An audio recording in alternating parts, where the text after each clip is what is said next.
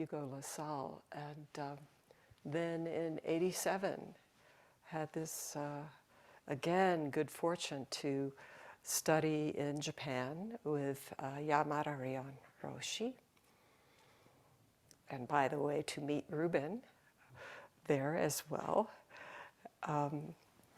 She was appointed assistant teacher and then Dharma teacher, I think in 2012 by Kon Roshi's son, our current abbot, Ryon Roshi.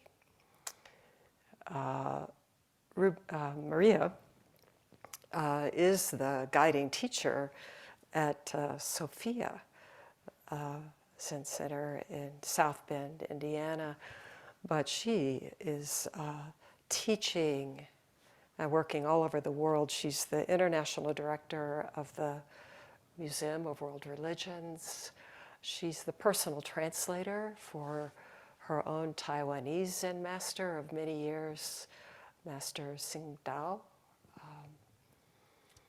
and a leader in interfaith work, effort, study, gatherings all around the world. And well, they've had a wonderful time, we have all together these last few days here in Santa Fe. So it is our great pleasure to have Maria here in the Zendo, in the cloud, of course, joining us and bringing us a word of Dharma tonight. So welcome, Maria, and we'll begin, as we do, by chanting the Gatha on opening the Dharma.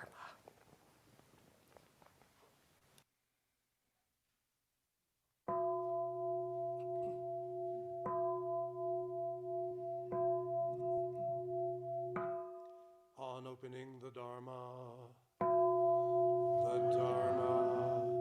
incomparably profound and minutely subtle, is rarely encountered, even in hundreds of thousands of millions of ages. We now can see it, hear it, receive and maintain it. May we completely realize the Tathagata's true meaning. The Dharma, incomparably profound and minutely subtle, is rarely encountered, even in hundreds of thousands of millions of ages. We now can see it, hear it, receive and maintain it. May we completely realize the Tathagata's true meaning. The Dharma, incomparably profound and minutely subtle, is rarely encountered, even in hundreds of thousands of millions of ages. We now can see it, hear it, receive and maintain it. May we completely realize the Tathagata's true meaning.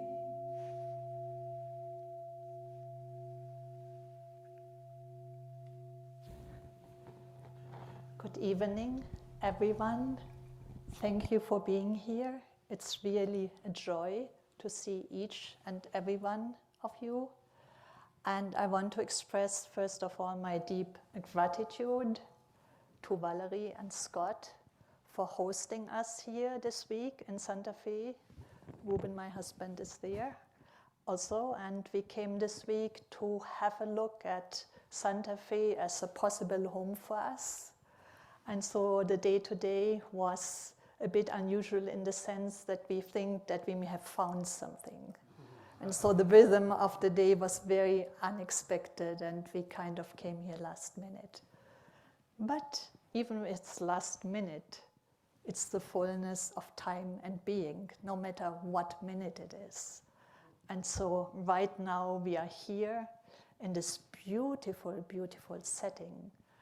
And Santa Fe is showing its beautiful, most beautiful nature to us, with the trees bursting forth in color.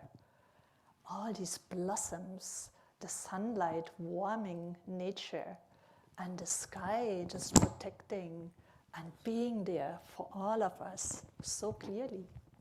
So what a beautiful home you have to do your practice. And what is Zen practice about? Zen practice is about setting our spirit free. How does it do so? It just does so by helping us to enlighten our heart and mind, which is Shin in Chinese and called Kokoro in Japanese, this core of our being which is entirely open and boundless. So to enlighten that heart and being and seeing its true nature. We also speak about returning home to the heart. So if we say we return home to the heart, the mind, the Shin, it means that maybe we are not always there, or maybe not fully. And then if we are not quite there, we are in exile. That means that our spirit, our heart and mind is exiled somehow from its own true nature. And then we cannot really clearly see its light, which is absolutely, infinitely empty and clear, because then that light is obscured. And I think we all have heard stories of returning from exile, because that is the story which is at the tradition of our Judeo, or at the basis of our Judeo-Christian tradition. And it's a story, as I want to tell you, which is also the story of the Buddha. So the foundation of the Judeo-Christian tradition, Passover, we know this story of the exile from Egypt, where the Israelites were in bondage, and they were led out to freedom by Moses, the prophet, in a quite dramatic way, passing through the Red Sea. I think many of us may have heard that story in our childhood. And the feast of Passover is coming up, I think, the week after next. And when it is celebrated that so we understand that we are always coming out of Egypt. This is not a story that was about something that happened so many thousand years ago, but it's a story that happens over and over in our life, coming out of exile, coming back home. I don't know, my computer is, yes. And also in the Christian tradition, we have just celebrated Easter, which is also a story about coming home or coming out of this exile of darkness, of death, and of separateness, which is also called sin.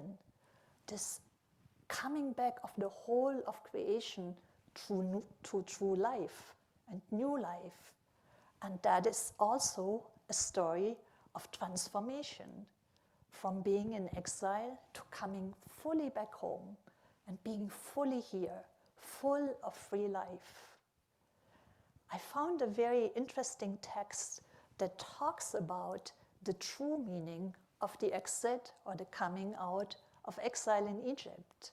It's a Hasidic text, and it's called Meor Enyanim, or the light of the eyes. And it is by a rabbi who was called Menachem Nachum of Chernobyl. And he lived from 1763 to 1779. And he writes that the secret meaning of the Egyptian exile is that our true awareness was in exile. That means that we were unable to attain that awareness required to serve our blessed Creator. That's how he puts it. And so he says, awareness, true awareness, is that root which brings us to full love and awe of the Holy One, of this holy reality. And it is to know that the whole earth is filled with glory, that there is no place whatsoever that is devoid of the Holy One, of Adonai. There is no place, no object, no moment that is not filled to the brim with the divine presence. And so once we realize that everything is filled to the brim with the divine presence, with the holy, then we have returned home. And we know it without a doubt. We can see it, this light of our spirit, of our heart, of the kokoro. Everything is filled to the brim with that. So, as I said, it's not a story about what happened a long time ago, but it's a story of what happens when our own heart and mind, this shin, is somewhat restricted and is no longer unbound and limitless. So then, when we say that, we say, how then can it become unrestricted? How can it become unlimited?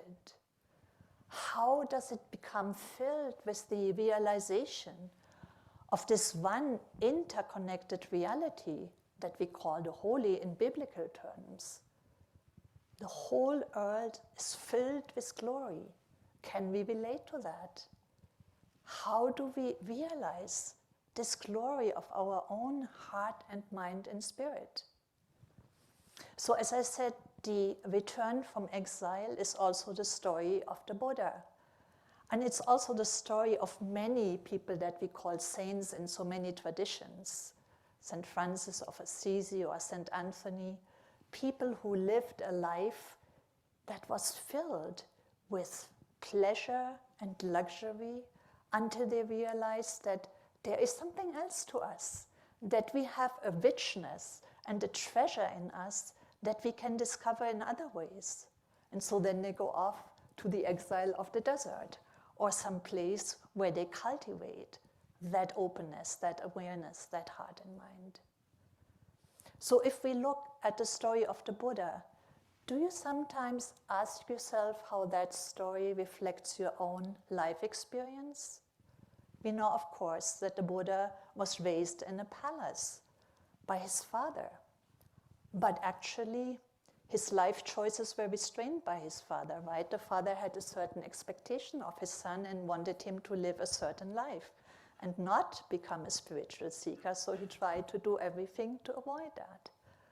So in that sense, he didn't want his son to experience any of the suffering of the reality that is also part of our existence, that is part of the light, that is not something that can be denied, and try to shield his son from that.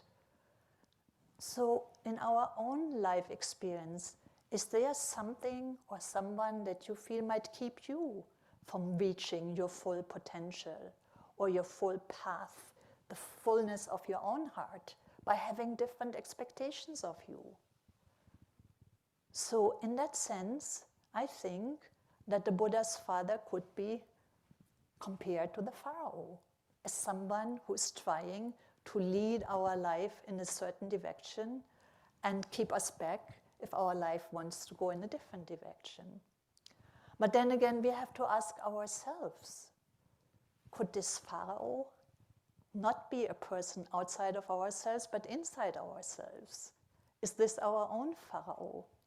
For example, this desire for us, for entertainment, for living in places that are nice and comfortable, surround ourselves by perhaps luxuries or at least beauty in a way that sometimes we are not so aware what's going on outside of our own life, the circle of our friends, the circle of our family, maybe the circle of our society, maybe the circle of our country, that there is something that restricts our awareness to just one place.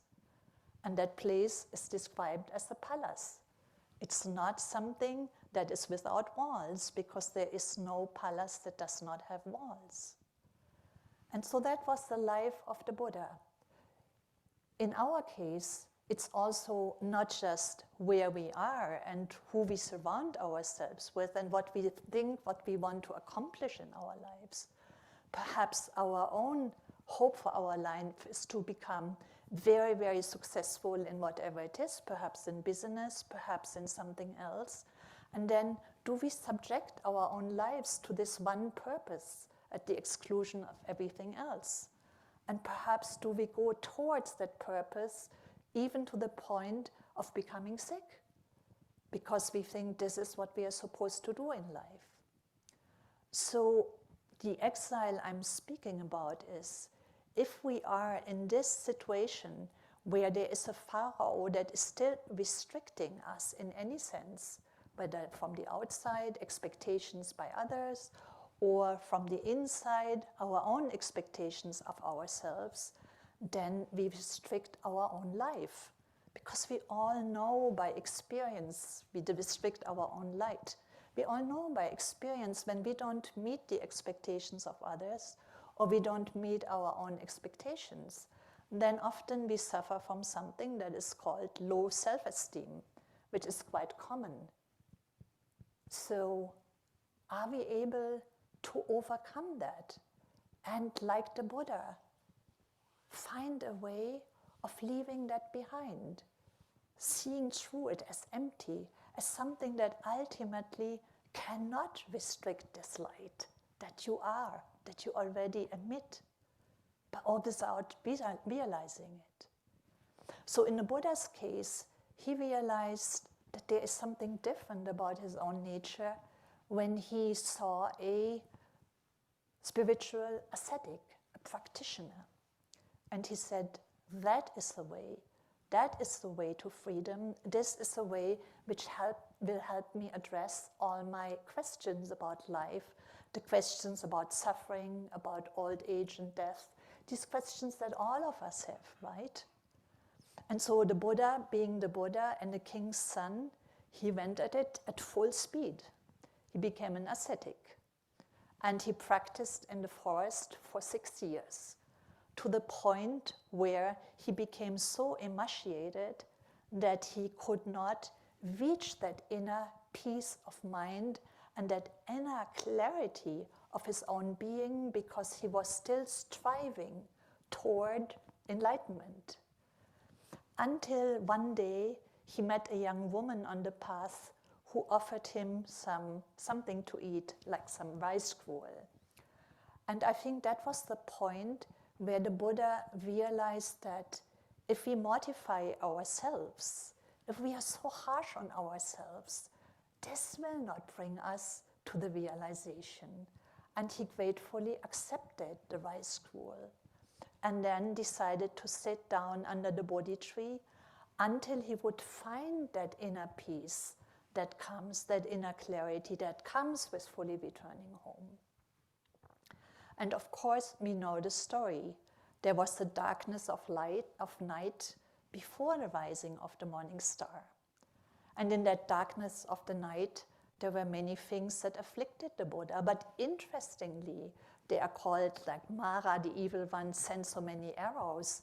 But interestingly, what happened and what is told in the story is that all these arrows were transformed into flowers. What does that mean?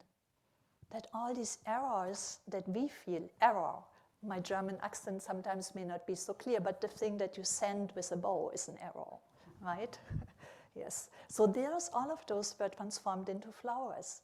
And sometimes we think when we suffer, when we have difficulties, perhaps there is something wrong about our practice, we are not getting anywhere, all of this is so difficult, without realizing that these arrows are actually something that help us to deepen in our practice.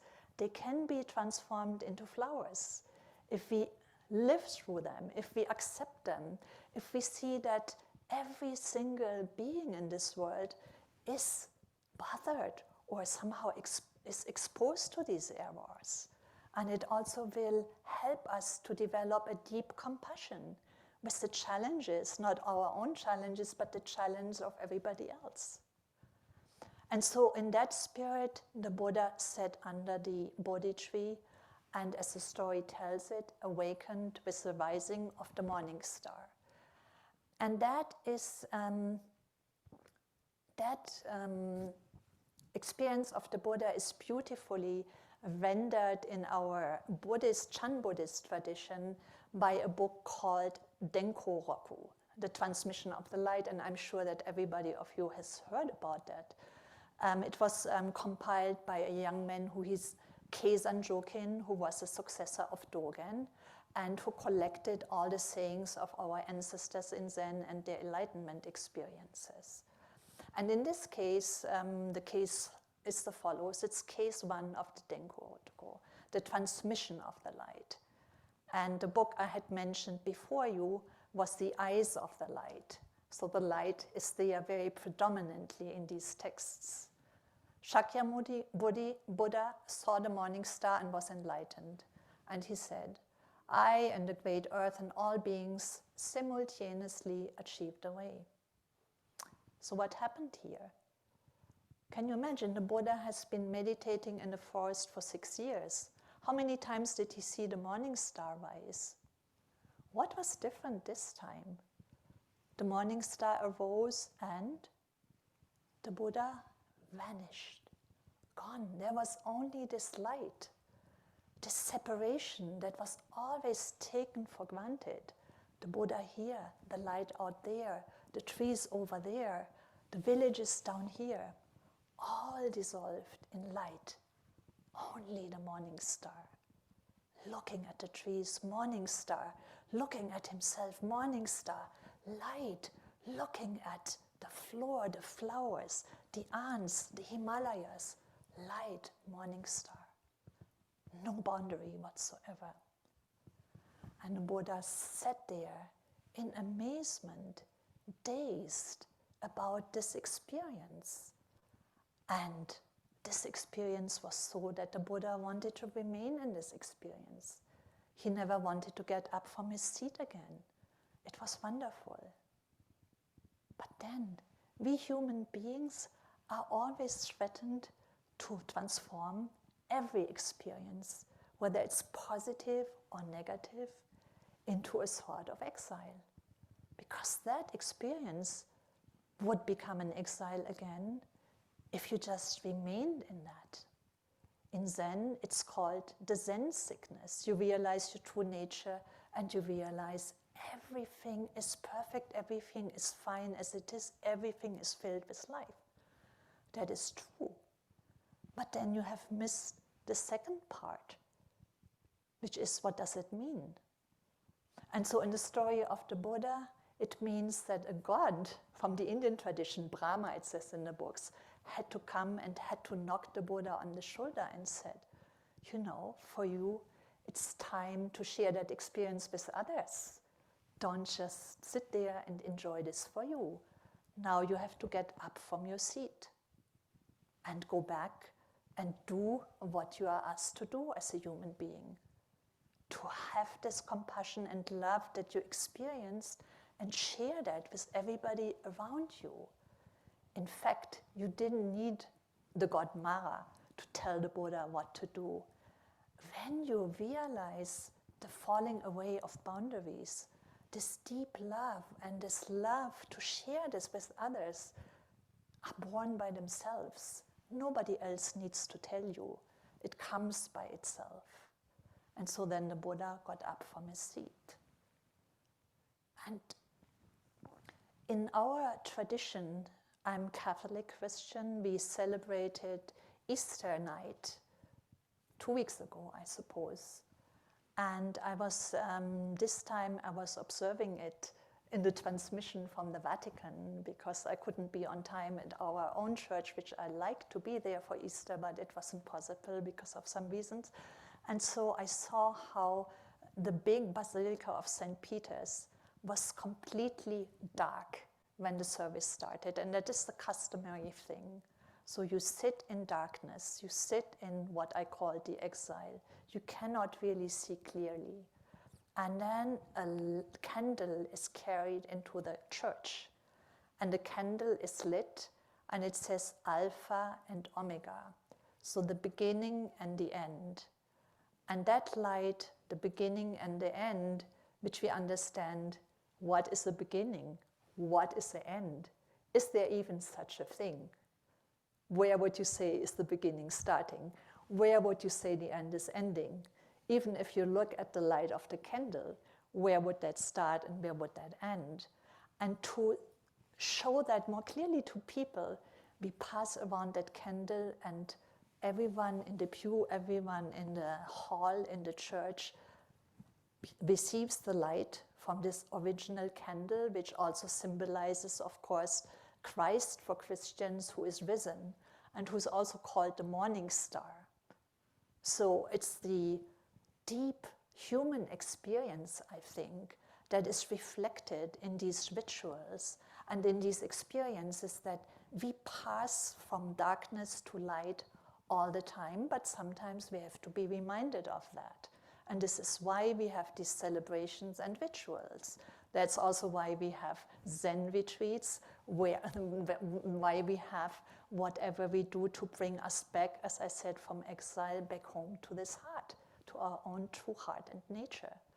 And so then when every light is lit in the church, then this joy of new life is slowly taking hold of everyone. What the Buddha saw is, today I and all beings, the great earth and all beings, achieving the way together. What way is there to be achieved?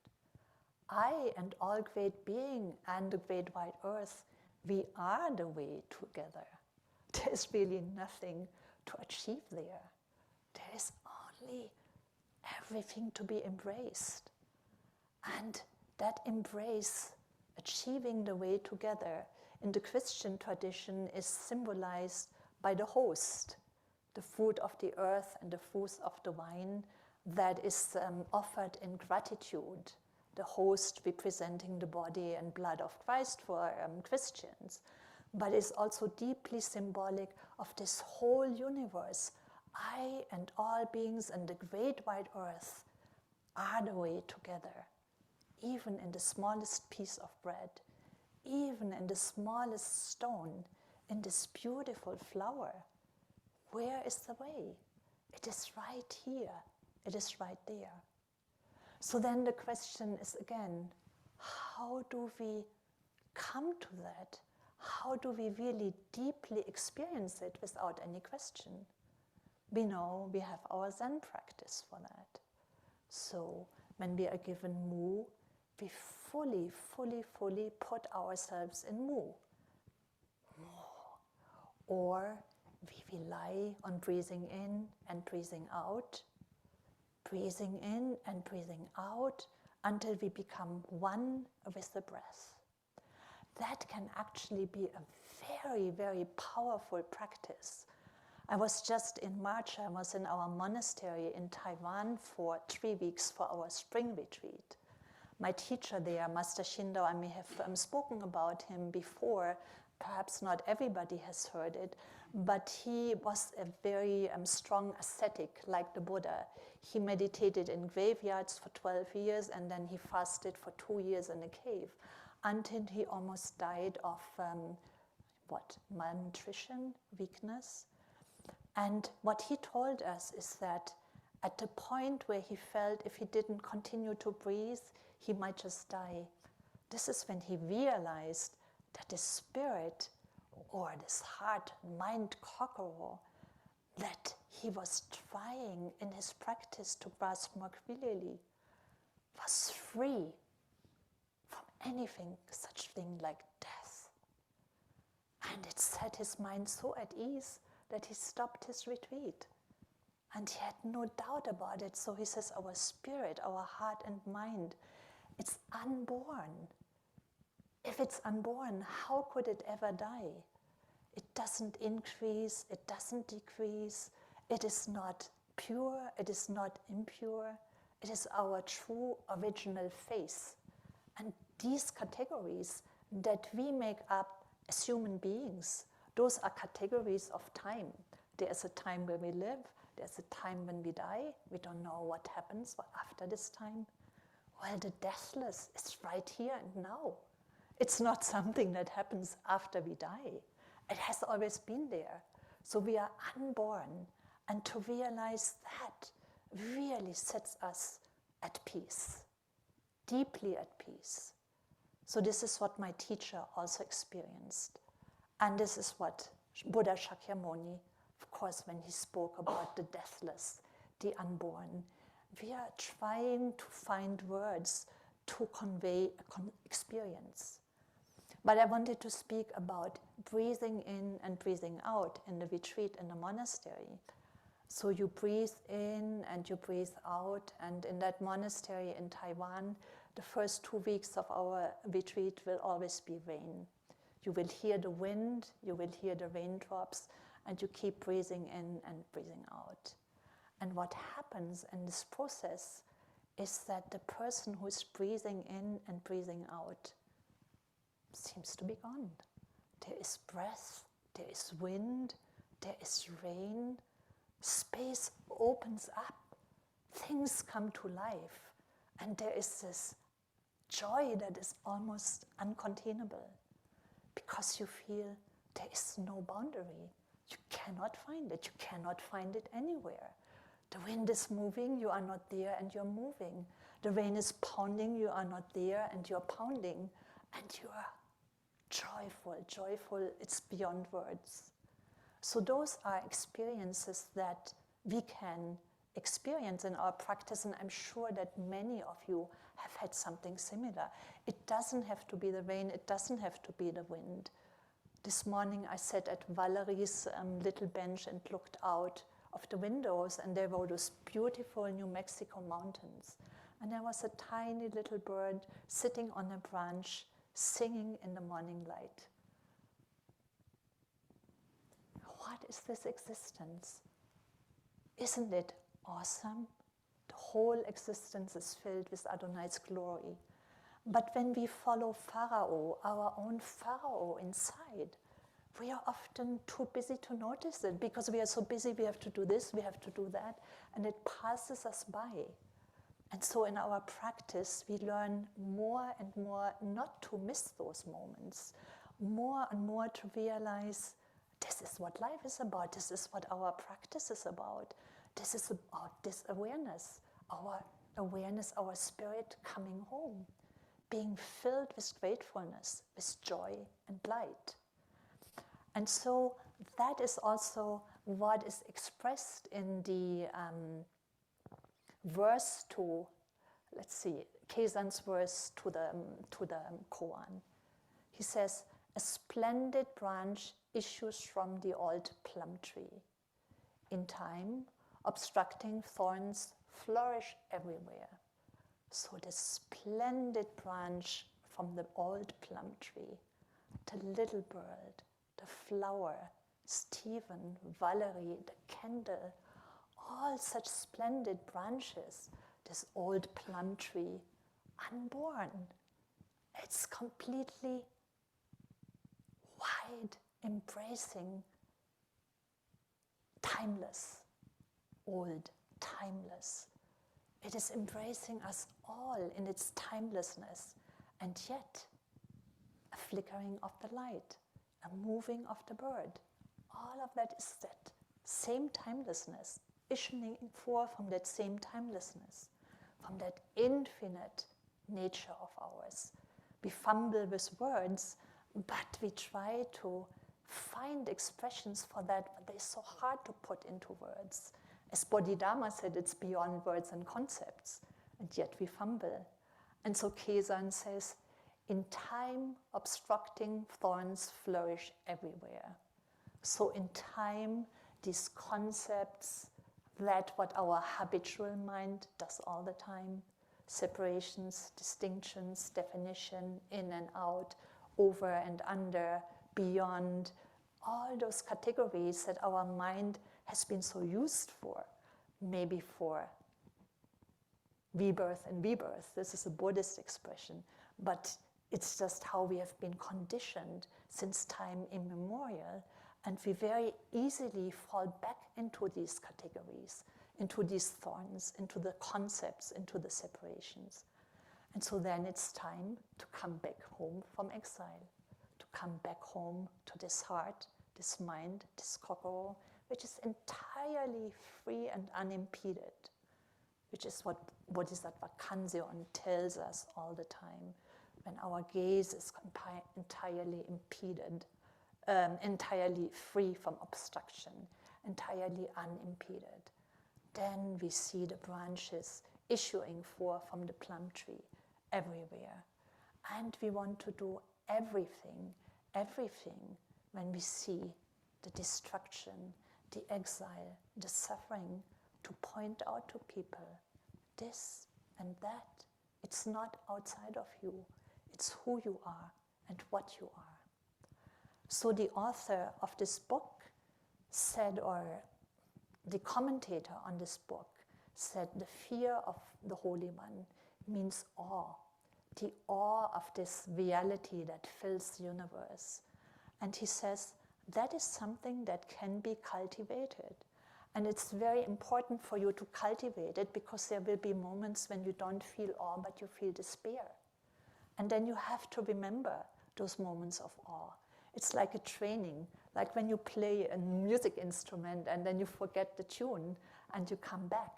So go out and cultivate that sense of awe, of wonder, of mystery, of not knowing beforehand what's going to happen. And with that, you and the Buddha are sitting together all the time. That's the end of my talk.